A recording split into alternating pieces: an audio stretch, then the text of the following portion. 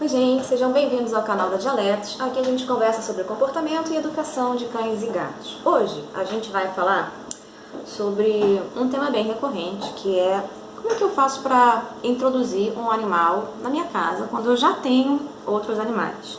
A gente vai falar tanto da adaptação de cães com gatos, quanto gatos com gatos, quanto cães com cães, porque o princípio na verdade é muito parecido.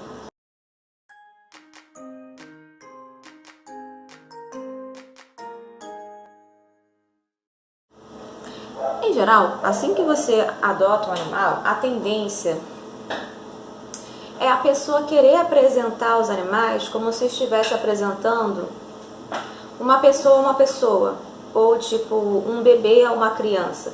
Tem gente que tem essa tendência, né, de tipo assim, chegar em casa com o filhote, o animal no colo e apresentar assim, olha, aqui tem um irmãozinho novo. Isso é uma forma bem desaconselhada de você fazer o procedimento, tá? Porque, obviamente, a tendência do animal que está no colo vai ser ficar assustado, né? Está sendo aproximado de um outro animal cara a cara, e o animal que também está do chão também vai ficar assustado. Principalmente se você faz isso com um gato, é uma ideia muito ruim, porque há altas probabilidades de você sair totalmente arranhado, você se machucar sério desse procedimento, além de assustar os dois gatos e atrapalhar, causar uma má primeira impressão, né, entre os animais. Então, em geral, qual é a recomendação? Tanto para cão quanto para gato. Se você já tem animais em casa e você quer introduzir um novo animal, você vai preconizar por manter o espaço e a rotina dos seus animais residentes o máximo que você puder, para fazer uma espécie de transição entre como era o estilo de vida dele antes desse animal chegar e como vai ser esse estilo de vida dele quando o animal já estiver bem estabelecido. E você vai criar uma transição entre esses dois eventos, tá? Não pode ser assim, mudou. Isso pode causar muito estresse no animal residente, né? Então, você vai preconizar por manter a rotina do animal antigo. Isso inclui respeitar o espaço físico que esse animal antigo vive na sua casa, né? Seja gato, seja cachorro, é o mesmo procedimento. Então, o animal novo, ele não pode também chegar em casa, não é recomendado, pelo menos, que ele chegue em casa já tendo livre acesso a tudo. Ele não pode já começar tendo livre acesso à sala, cozinha, quarto, cama, sofá. Porque, veja bem, principalmente se você pegou um animal de abrigo, ou se você resgatou um animal diretamente da rua, que compreensão ele tem sobre as regras da sua casa? Que compreensão ele tem sobre as regras de convivência com pessoas e animais? Poxa, talvez ele não tenha compreensão zero, né? Não tenha nenhuma noção sobre isso. Se você dá liberdade demais para um indivíduo que não sabe como lidar com essa liberdade, o que tende a acontecer? Um abuso, né? Um abuso dos limites. Então, você só vai oferecer liberdade para o animal condicionada ao aprendizado desse animal sobre as regras desse ambiente. Ele vai ganhando liberdade conforme ele vai aprendendo sobre as regras de convivência. Mas para você conseguir fazer isso, você precisa usar uma ferramenta fundamental, que é o controle do espaço, tá?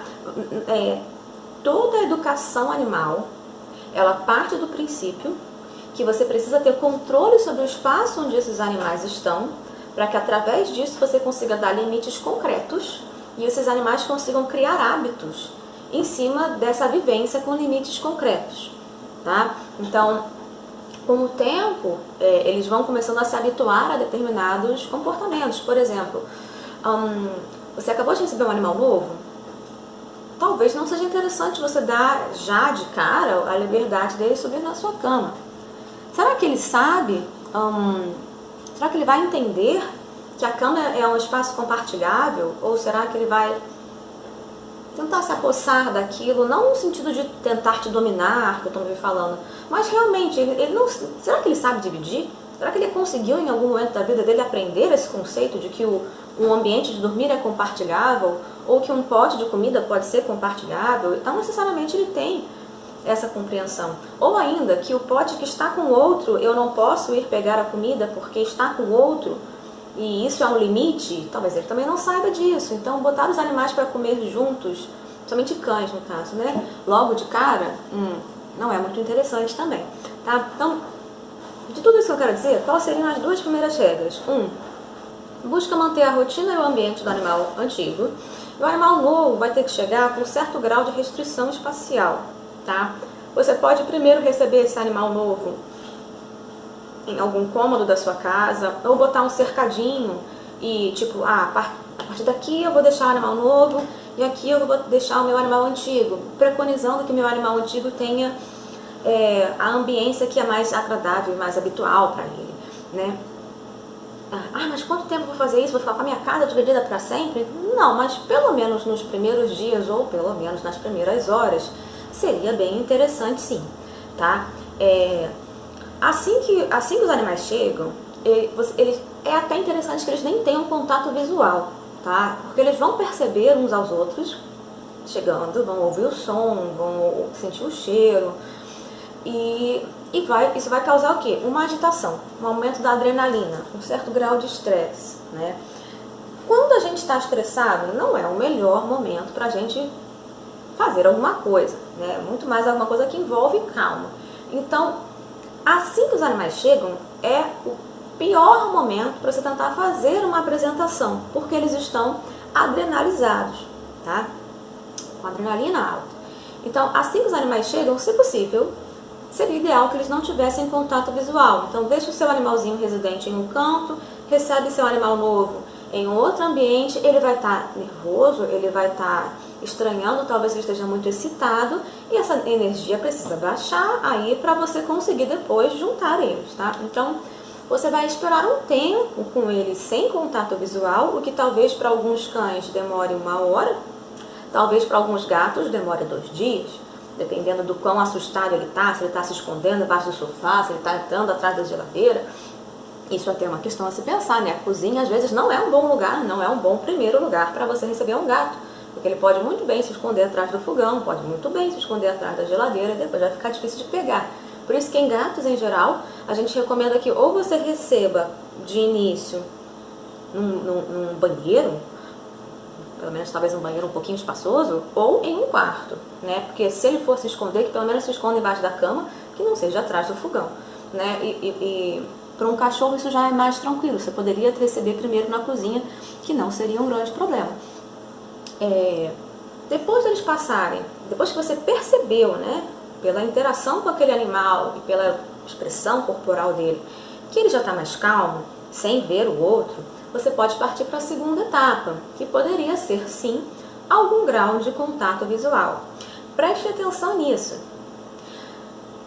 Eu estou dizendo que os animais, né, vão ir para o mesmo ambiente, né, o animal residente já estava, o novo vai vir, eles não vão se ver, mas isso vai causar um estresse, certo? Porque você mudou o ambiente, vai causar um estresse, só que você vai dar tempo para esse estresse abaixar. Aí eu estou dizendo que agora você vai permitir que eles tenham contato visual, mas não tenham contato físico, tá? Isso pode implicar para cães, por exemplo, você usar um cercadinho. Para gatos, vocês terem alguma área da casa onde eles consigam ter contato visual. Às vezes é pela aquela frestinha da porta, às vezes é por uma pequena abertura da porta, por alguma porta de vidro, por alguma área da casa que é telada e que dá para os dois se verem através dessa tela. Que quer que seja, a intenção é eles não poderem se atracar, mas eles percebam qual é a minha opinião, tá? Eles poderem se estranhar, se for o caso, mas com uma barreira física, que impeça que eles, de fato, se atraquem, tá? Porque ter estranhamentos até certo ponto é esperado. Eu trabalho numa creche para cães, eu tenho uma creche para cães. Sempre que a gente introduz um novo animal, não é sempre, tá? Às vezes que a gente introduz um novo animal, vão ter alguns estranhamentos mais agressivos. Muitas vezes os estranhamentos não são agressivos, eles são apenas eufóricos. Os cachorros ficam agitados, ficam latindo. Ainda assim, não é o melhor momento para introduzir. Se você soltar um grupo de cães com uma energia que eu quero dizer, com esse estado emocional, junto com um cão que acabou de chegar, que também está nervoso, agitado, você vai soltar um grupo nesse cachorro, poxa, acho que a coisa pode dar ruim. Então, se é para terem estranhamentos, que tenham separados através de um portãozinho, porque eles agitaram, certo? Sem contato visual, você esperou acalmar. agora vai ter contato visual, eles vão agitar de novo, vão agitar, a adrenalina vai subir de novo, e você vai esperar essa adrenalina baixar de novo. Se precisar, você distrai eles, se precisar, você sai, vamos pra lá, vamos pra cá, intervém e redireciona para eles fazerem outra coisa. E o principal, dá tempo ao tempo, tá? Você vai esperar o tempo que for para esses animais se habituarem. Habituar significa ver repetidamente aquele estímulo que é o outro animal e ver que ele é inócuo, que ele não faz nada. E você continua repetindo essa exposição contínua, se for o caso.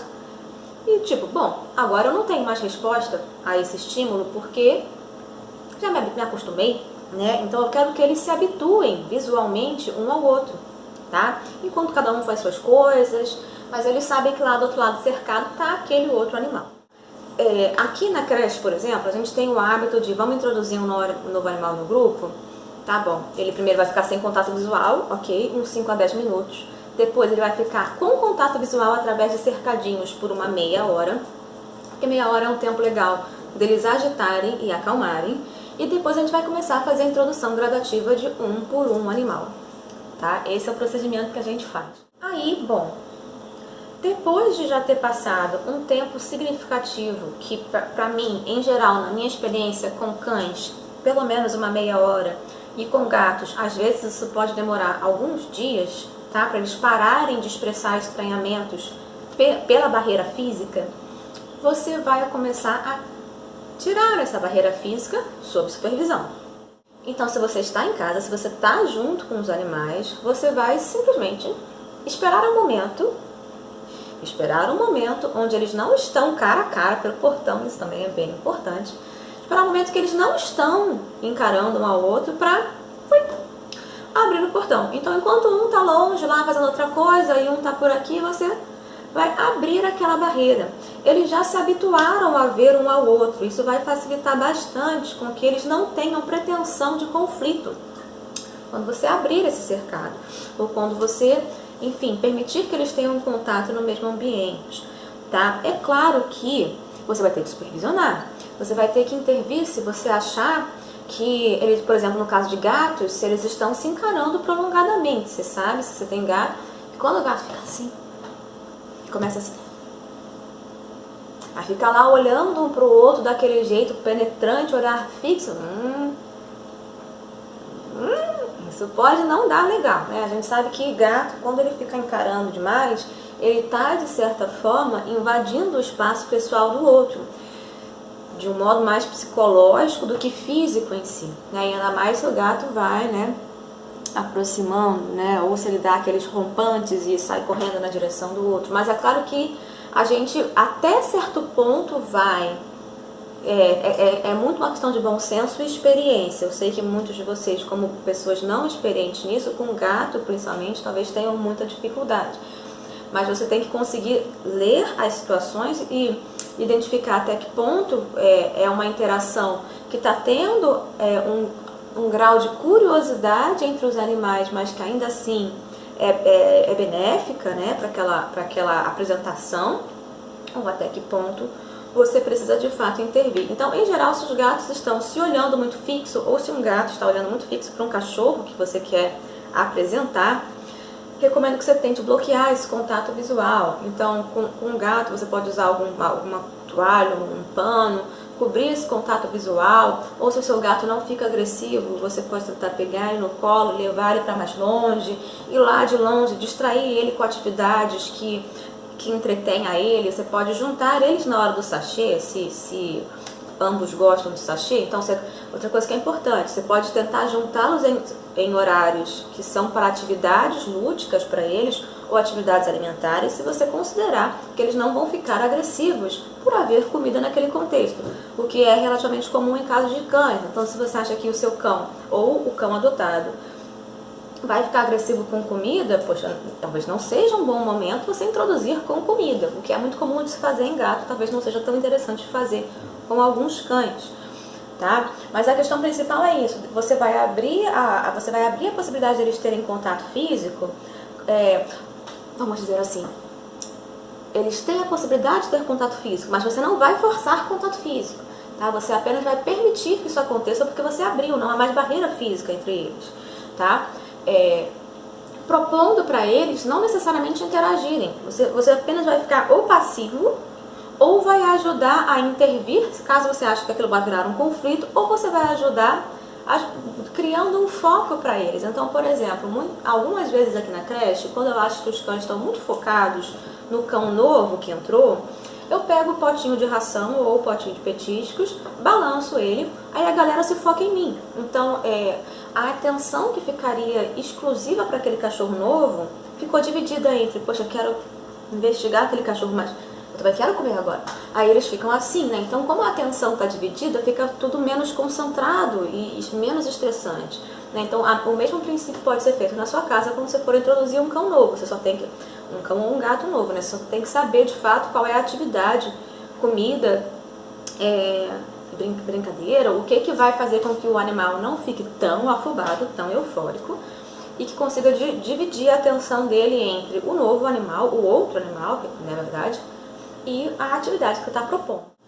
Um ponto importante a considerar é que você, juntou eles no mesmo espaço, mas, como eu falei, a intenção não é forçar a aproximação. Na verdade, a sua intenção é justamente até o contrário, principalmente em gatos. Tá? Apesar de que em cães também, principalmente em gatos, a sua intenção é ajudar eles a preservarem o espaço pessoal uns dos outros.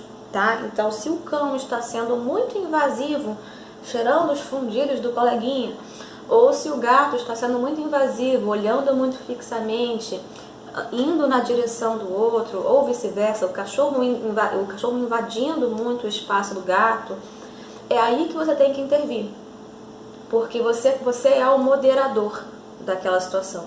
É você que modera o quanto aqueles animais vão poder invadir o espaço um do outro nesse primeiro contato. E a gente vai preconizar por eles não invadirem muito, né? Pelo menos nos primeiros minutos, ou talvez as primeiras horas, você vai preconizar com interagir, se aproximar um pouquinho, tudo bem, mas agora vamos afastar, vamos aproximar por pouco tempo, tá? Para evitar que os animais se sintam invadidos e que isso venha a gerar conflitos, tá? Mas é muito importante também que o tutor consiga se manter com uma postura calma, né?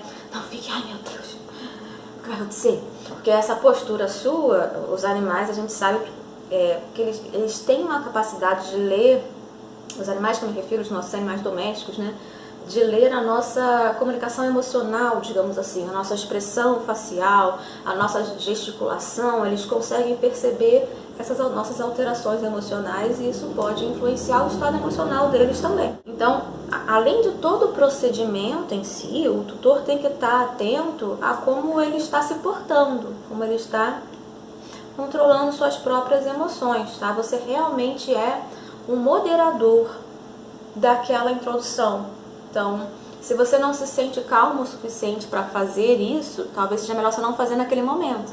Talvez, inclusive, você tenha que esperar a sua adrenalina baixar para você conseguir conduzir a introdução entre eles, certo? Então, eles passaram da etapa de contato visual sem contato físico, sem poder se aproximar mais do que aquele portãozinho permite, ou aquela outra barreira permite, e passaram para a etapa em que eles estão no mesmo espaço, mas ainda assim você vai preconizar porque eles busquem respeitar o espaço físico um do outro.